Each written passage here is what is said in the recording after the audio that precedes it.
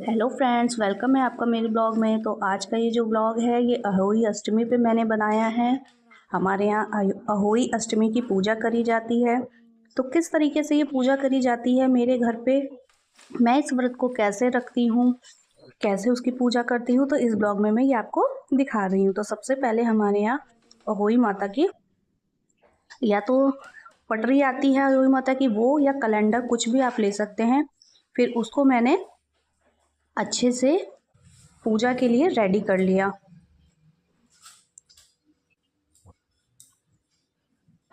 अहोई अष्टमी पे 2 कलश रखे जाते हैं।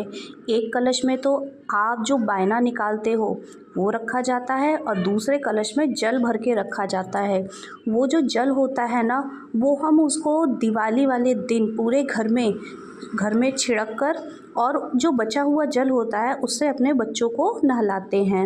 ऐसा माना जाता है कि ऐसा करने से बच्चों के ऊपर आई जितनी भी मुसीबतें होती हैं, हारी बीमारी होती है, वो दूर हो जाती है।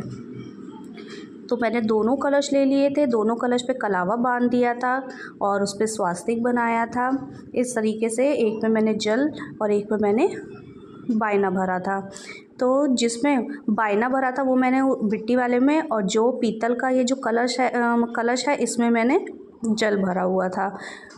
क्योंकि पीतल का जो कलश होता है ना वो टपकता नहीं है, और मिट्टी वाला जो इसमें भर के रखता है ना तो वो नीचे से थोड़ा सील सा जाता है, तो इसलिए मैंने ऐसे भर के रखा था। पहले मैं आगे लगा रही थी लेकिन मुझे लगा कहीं गिर ना जाए, फिर मैंने इन दोनों कलश को उठा के एक के ऊपर एक करके पीछे रख दिया था। अब मैंने बायना निकाल लिया था जो मुझे देना था, है ना। ये अपने बायना जो होता है या तो हम किसी मंदिर में दे देते हैं या फिर जिनके सास होती हैं वो अपने सास को देती हैं और उस पर पैसे रख के उस पर दे देती हैं। ये अहोई माता की पटरी है, ठीक है। ये सेई जानते हैं आप, स्याहू बोलते हैं जिसे। स्याहू और स्याहू के बच्चे होते हैं, है ना। ये जो छोटे छोटे मोती होते हैं ना चांदी के, इनको बच्चे बोले जाते हैं स्याहू के। और स्याहू जो होती है वो पटरी होती है जिस पे स्याहू माता बनी होती है, जिनकी आज खास करके पूजा करी जाती है। तो इस तरीके से एक माला बनाई जाती है जिसमें पिरोया जाता है उस पटरी के दोनों तरफ, और ये माला सी बन जाती है जैसे कि कोई गहना हो, इस तरीके से बन जाती है। फिर इसको मैंने ऐसे लगा दिया था और मैं पूजा के लिए बिल्कुल रेडी हो चुकी थी। और यहाँ पे मैं तिलक बना रही थी और पूजा की तैयारी कर रही थी, क्योंकि मुझे पूजा करना था। पूजा के लिए लेट हो गई। फिर मैंने टीका लगाया सबको टीका लगाने के बाद मुझे याद आया कि अरे यार, इस कैलेंडर में गणेश भगवान जी नहीं है। फिर मैंने क्या किया, जैसे ही इन सबको पूजा करने के बाद सबसे पहले मैंने गणेश भगवान जी को उठाया और गणेश भगवान जी को उठा के यहाँ पे स्थापित किया। ये मैंने स्थापित कर दिए। फिर इनको भी मैंने टीका लगाया और फिर मैंने कथा पढ़ी।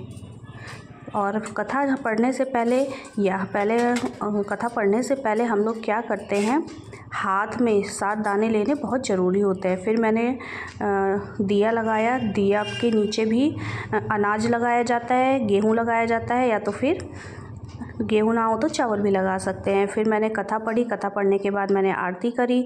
आरती करने के बाद मैंने जो भी मुझे नेक निकालना था, जो मुझे दान देना था, वो मैंने रखा, ठीक है। फल फ्रूट चढ़ाए और बतासे चढ़ाए, और जो भी आप चढ़ाना चाहते हो वो अपनी श्रद्धा से चढ़ा सकते हो। फल फूल मिठाई सब कुछ चढ़ाया मैंने, जैसे चढ़ाया जाता है वैसे ही रखा मैंने।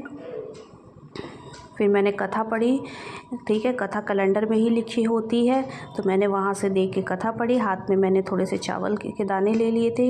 यहाँ गणेश भगवान जी की मूर्ति आ रही थी ना बार बार, तो इसलिए मुझे झांक के देखना पड़ रहा था कि पीछे क्या लिखा हुआ है।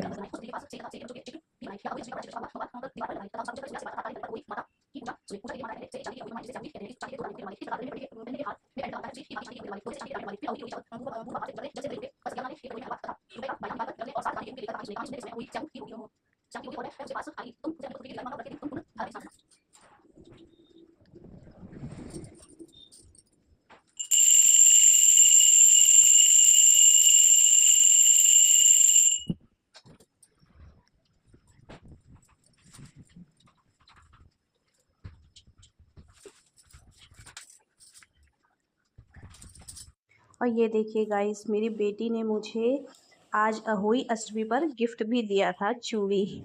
तो जिसे देख के मुझे बहुत खुशी हुई है ना। कभी कभी गिफ्ट मिलते हैं बच्चों से तो कितनी खुशी होती है ना। तो ये इसने मुझे दिया था, उसने बोला मम्मी पहन के दिखाओ, तो मैंने पहन के दिखाया उसको और वीडियो भी फिर मैंने थोड़ा सा शूट कर लिया। मुझे बहुत अच्छा लग रहा था, शाम एक हो याद चुकी थी, यहाँ मैं यादगार हो शाम जाता की है ना आरती की वीडियो शूट तैयारी कर करने। रही थी। सबसे पहले मैंने भोग बना लिया था प्रसाद चढ़ाने के लिए। यह प्रसाद में हमारे यहाँ गुलगुले और हलवे का प्रसाद बनाया जाता है। फिर मैं आरती की तैयारी करने लगी थी। फिर मैंने फटाफट से दिया जलाया। दिया जलाने के बाद मैंने दोबारा से फिर वही हमारे यहाँ करते हैं कि हाथ में पहले तो हम दाने ले लेते हैं जो सुबह हमने लिए थे, उसके बाद पूरी कथा दोबारा से पढ़ी जाती है। फिर मैंने कथा को पढ़ा। कथा पढ़ने के बाद मैंने गणेश भगवान जी की और श्याहू माता की आरती करी।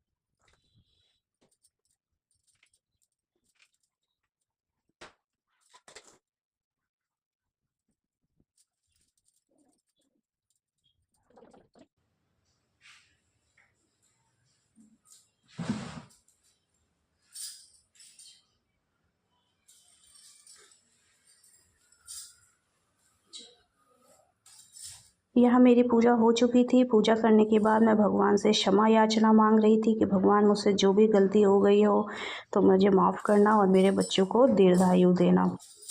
उसके बाद पता है, ये जो हमने माला बनाई है ना, इसके बाद इसको धारण किया जाता है। इसको धारण करने के बाद ही जल दिया जाता है। तो मैंने इस माला को लिया, आरती इसकी करी। आरती लेने के बाद इसको मैंने पहन लिया था। फिर इसको पहनने के बाद अब मैं जा रही थी छत पे जल देने।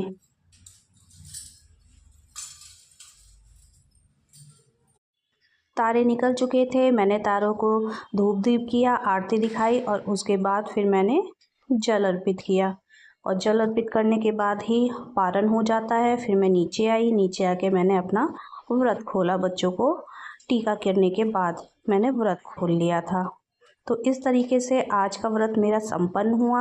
आप लोगों को मेरा ये वीडियो कैसा लगा कमेंट करके ज़रूर बताइएगा। और आप लोग कैसे करते हैं पूजा, आप लोगों के यहाँ कैसे होती है वो भी कमेंट करके ज़रूर बताइएगा।